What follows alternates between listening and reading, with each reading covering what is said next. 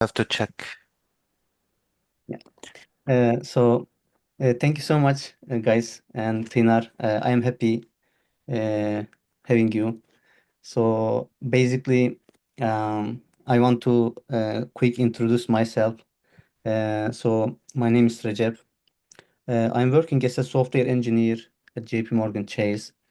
So basically, I have been working like I mean I started to publishing a newsletter like called XGS Engineering. So my goal is like basically I see like a lot of people is struggling in this time to get a job. So at least like with my like weekly article and once a month as a guest speaker with different background with different fields, it will be helpful for other people at least to make like positive impacts. So my goal is that it's kind of volunteering. Yeah. So um, as I know, like in this time, the market is very competitive and very difficult. Uh, I remember like in 2000, let's back 2022 and 23, like candidates can get job like at maximum like two interview, uh, like two session. But now, unfortunately, I heard like I see from my experience, I see like a lot of people like more than three, four, five, and I think like I don't know like as I from my experience like it looks like a lot of people getting layoff from 2002 no, 2022 and 23. So those kind of people is in the market. So that's why I think there is very competitive. So I want to just as I know, like you are working, you have been working in the Oracle and other like corporate sector, and right now with Amazon, which is great. So and also you are closely like working with the hiring managers and recruiter team. So that's why, sorry guys, that's why your explanation and your suggestion, advice will be very helpful for us. So, and thank you so much, Tinar. So I just prepared some question. Basically, I want to ask you, and then so like maybe we have like 25 minutes, maybe let's last maybe 10 minutes. Anybody can ask question actually. So yeah, thanks again, and yeah. So, Tinar, can you introduce yourself, please, and what's your role at Amazon, and what was your like journey and so far, like short, yeah. Sure. Thanks for having me. Hi, everybody. My name is Tanar. I'm a software engineer at Amazon. I have been a software engineer for more than 15 years. Um, yeah, and I'm really happy to be here. I can help you guys. I have worked in a big corporate companies like Oracle, at Amazon, and uh, Credit Suisse and others, like worked in a different domains. Currently, I'm working in a large scale distributed systems at AWS. So I'll be happy. I have been on the both sides as a on the recruiting side as well and on the applying side. So I know from the both sides. And I have conducted personally a lot of interviews at Amazon. So I can help you and I can talk to you guys how this looks like. Of course, all the opinions are mine. I'm not, I'll be just guiding how to land, and I'll be just helping you guys how to better prepare for this kind of interviews. Okay, cool. Thank. We are at the right stage then. Okay, thank you. So, Tinar, so as I know, like I heard, like the Amazon is like kind of very like the environment is kind of hard and during the weekend there is the deployment happening anytime you have to be on call kind of like that. So uh, I want to ask like another question, like Amazon is like current like a kind of global leader in both online retail and cloud computing, right? So the hiring decision, does the company prioritize like candidates with the strong technical skills, hard skills, or soft skills and leadership behavioral? And I mean, they have like equality like between them, or what does the statistics in the regarding your experience like? Sure. At the big tech companies, almost all of them, Amazon, Microsoft, Facebook, doesn't matter. So they do look on the both sides, hard technical skills as well as soft skill. So in order to pass the interview, you need to be good on the both of them. So leadership principles, Amazon leadership principles, there are 14 of them. So they are as equally important as the technical skills. Okay, cool, cool. Okay, so then, okay, what are the most effective study strategies when candidates preparing for the FAANG, like technical and or behavioral interviews? Yeah, sure. So I have heard a lot of horror stories about Amazon. How hard is it? Like, or how it is like you have to be on call 24 hours, 7 days. So to be honest, it's not like that. Yeah, it is hard. It is challenging. But once you get used to it, it becomes normal. So in the beginning, when you join big tech companies, it might be a little bit challenging and hard in the beginning, but once you get used to it, over the time it becomes normal job. However, it's always these companies, these big tech companies know how to have you under like under the focus all the time. So uh, you don't really relax. You're not really in the comfort zone. You will be always focused to the work. So they know how to do it. Believe me, they know how to do it, and it's good thing actually, because you don't want to be on under comfort zone all the time, because you want to grow faster, right? So that's how these companies take their position, and you will be growing all the time. Uh, and regarding how to prepare for these companies, so I strongly suggest not only preparing for passing the interview, but I strongly suggest to having a fundamentals, computer science fundamentals. So passing interview is one job. However, working in this company is the most important part, I believe. So you might be cracking the technical puzzles and the algorithms questions all the time and pass the interview.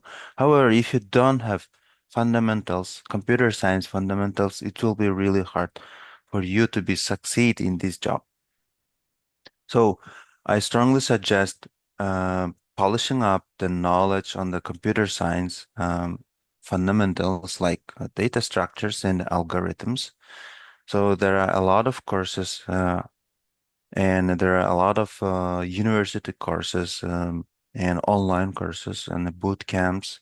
So I strongly suggest to finish them and coming prepared. Otherwise, it will be hard for you to succeed in the work. So there are a couple strategies. So you need to first finish computer science fundamentals, and then once you are comfortable solving questions, then you can polish up your soft skills. So again, in the soft skills, there will be questions related to your experience. So if you have experience working some company, that will be great. Okay, cool, cool. So okay, so based on your like observations and experience, like how can candidates from non-traditional backgrounds, like as you mentioned, like computer science or any like other IT fields, maybe closer like that. So without uh, priority like fund experience or computer science degree stand out the hiring process. Additionally, what is the likelihood like of such candidates being hired by these companies, and how does the selection process differ from them? uh, uh, from the diversity and inclusion perspective, I think. Yeah, my question is clear to you, I think. Yes, Yeah. yes, sure. Yeah. So let me answer in the order. So basically, when I'm talking about computer science fundamentals, it doesn't mean that you need to graduate from the university. What I'm talking is that there are a lot of courses online or in the YouTube or in the books so that you can study yourself. They don't really require a degree, computer science degree or anything like that. But what they do require is a good experience, good working experience. Um, um, so there are a couple steps. For example, if you want to join as a junior engineer, software engineer, you still need to have an experience at some company. That will help you. Of course, there are cases that they are hiring from the university grads, directly going to the universities and they're recruiting from the university. However, if you're not studying in the university, you're still okay to apply once you have a little bit of job experience. So it doesn't have to be you don't have to have a computer science degree, meaning that there are a lot of folks working coming from the non-traditional background. Okay. And regarding the diversity and inclusion, all these big tech companies really put a lot of effort to build a team consisting really different diversity. It helps to manage the team easily and to be successful in the team. So imagine that, let's say, usually the teams are consist of 10 to 11 engineers, and all of them are usually software engineers. So they try to make it very diverse in terms of males, females, and from different countries, from different speaking language. It will be a big, big, big advantage for the manager's decision to have a diverse people in their team. So they are trying to achieve diversity. That is great. Like I expected that question, which is great. I believe in my current companies, I see very diverse environment, which is I am very happy. So hopefully we'll be continuing that process.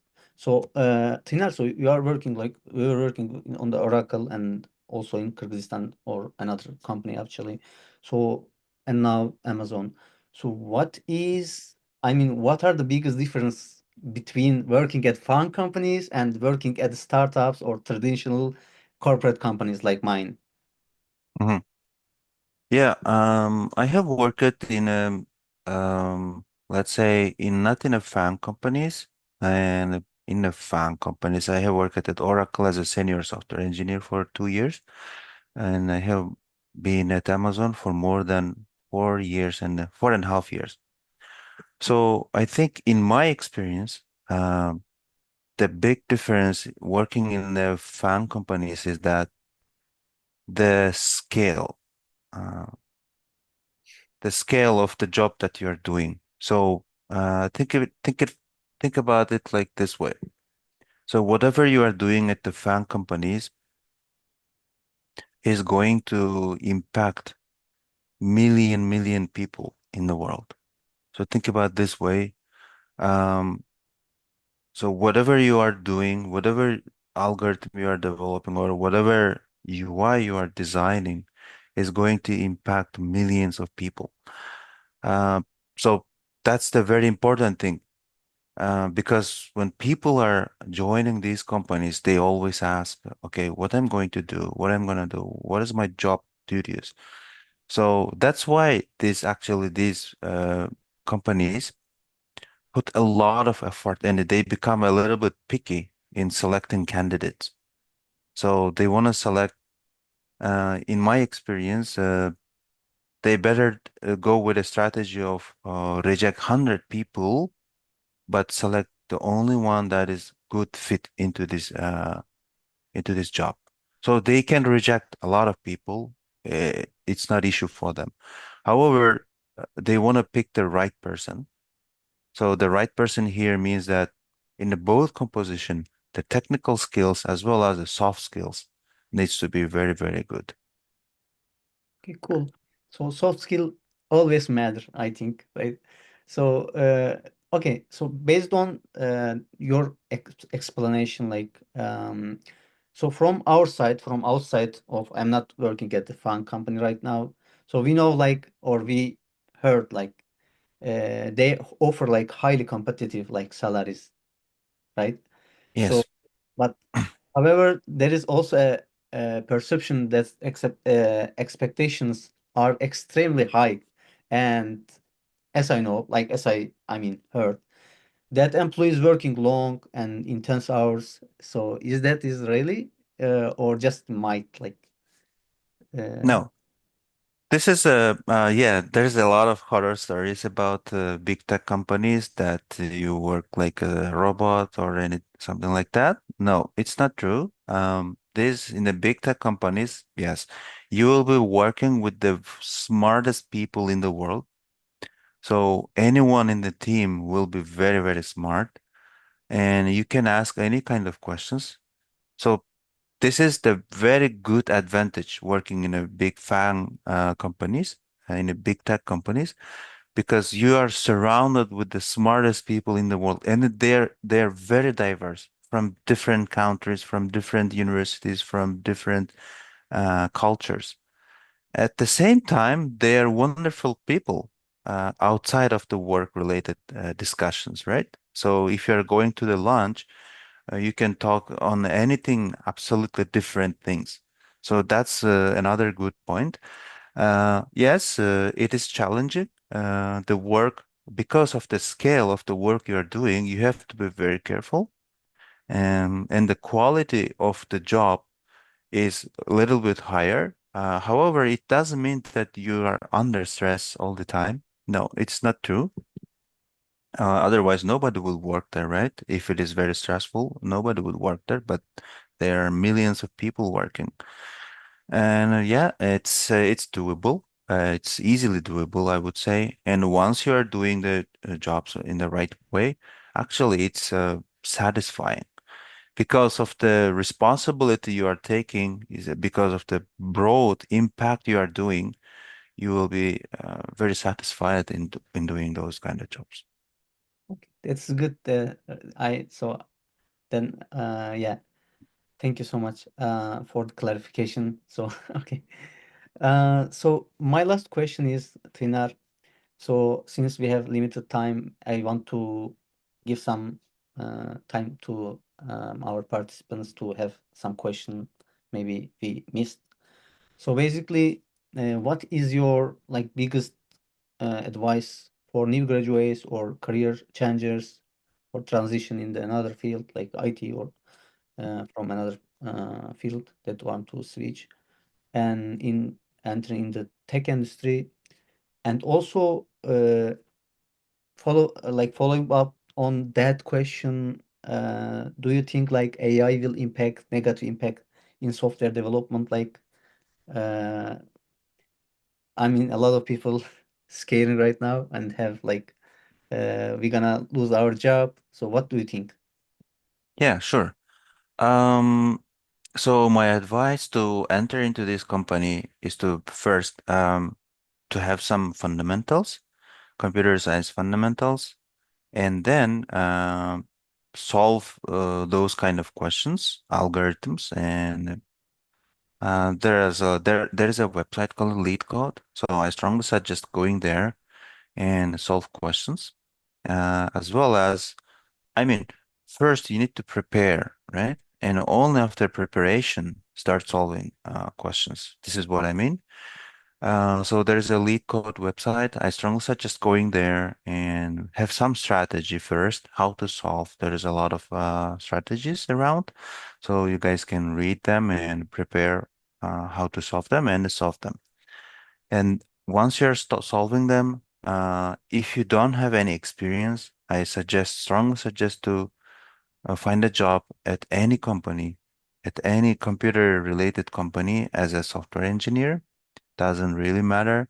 Then you can change those companies to the better companies. And yeah, so once you have those experiences and you can get to the FAANG, try applying FAANG companies, and that's my strategy. So to have some job experience, at least 1 year or at least 6 months. And there are also another opportunities and other programs around. So maybe you can go for these kind of programs as well. Like I have personally heard about a program called ADA, for example, in United States. And there's another program called the Microsoft Leap. So please check around if there are any such programs supporting the students or people with a non-traditional background. This is a great opportunity to start with, so I strongly suggest checking out those kind of programs. Yeah, and once you're good at solving questions, start applying to companies, to the fan companies, and do mock interviews with your friends, get guidance from somebody who has worked. Yeah, and this will, if you have people who can guide you, this will save your time by 2x, maybe 10x, because they have passed through this experience and they know how to better prepare and not waste your time. So this is always challenging, but it doesn't mean it is not doable. It's absolutely doable to everybody, absolutely to everybody with traditional, non-traditional background or with computer science degree. It doesn't really matter. So I really encourage everybody to try at least doing that. Cool, cool. Thank you so much, Tina, for your cool answer and overview, like high um, um, and explanation. So I want to just share 1 minute, one thing, guys. Maybe it will be helpful, and then we will have like 8 minutes. Let's go. So, Tina, as you mentioned, like the I just can you see my screen, guys? Yes. Okay. So basically, what I try to do, I just published my Substack and also LinkedIn newsletter at the same time, like 2 months ago. So in my free time, like during the weekends, I just want to make some nice thing, good thing. But maybe this money, like not my priority, to be honest, I want to say. But uh, if somebody giving something, they can give back more efficiently. So that's why it's kind of not my proprietors, but it's important. So what I want to offer the candidates in the future, I just started like, hey, uh, there is like a three package like here, like monthly and annual and premium package. So I want to build a strong community, like let's say like front-end developer Slack channel and cybersecurity Slack channel and test QA automation test manager Slack channel, and I will put them the manager, and they will guide the people in the market, and they will have like some the latest interview experience and the questions, and they can discuss. So this cost is like kind of $49, which is kind of nothing, but if we get some job, like, and if we be getting someone into the job, it will be very happy for us, like. So that's why, if you guys want to support us, me, in this journey, I will be very happy, and we will be more strong, like build a very long term strong, like relationship. And I think in IT, I believe like long-term relationship and networking, strong networking, having strong network is very important. So that's why it's kind of not like one-time things, and we will have hopefully long-term relationship and networking. Yeah, uh, you can check in the my Substack, and yeah, that's my goal. Hopefully, we'll achieve that. So in this year, like interview preparation session and optimize LinkedIn optimization, resume building, and there is one mock interview as you mentioned. So those kind of thing is the very core of like preparation, right? Yeah. That's all I have, guys.